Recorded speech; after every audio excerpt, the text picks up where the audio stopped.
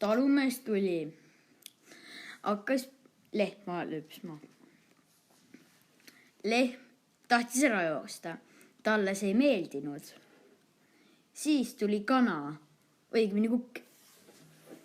Ja talumees andis talle vitsa, sest ta kaagutas nii palju. Siis lehm läks üldse kaugemale minema. Kuna ta ei tahtnud enam talumehe juures olla, siis kaagutaja tema ka. Ja see talumees siis jäi siia. No siis talumees läks traktori sisse. Siis ta hakkas maad kündma.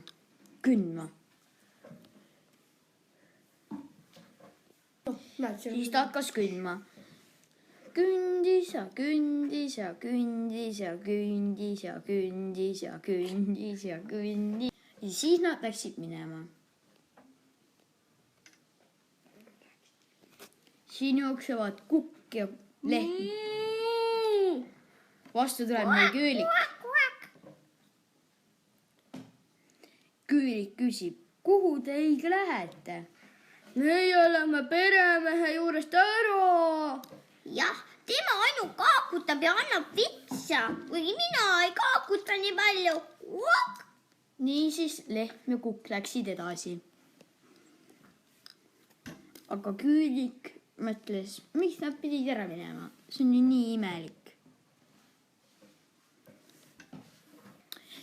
Nüüd tuleb üks uus sõber, kes läheb alles tööle. Ja ta läheb Karjamaale tööle. Ta kõnnib rahulikult. Kuhugile pole kiiret. Rahulikult kõnnib. Nüüd tuleb Romet. Issand, sa jõudsidki juba. Siis siga ja part alles hakkab munema. Aga siga rahulikult istub ja mükerdab muda sees. Romet läheb nüüd traktorisse. No ma lähen põldu kündma siis, tšau.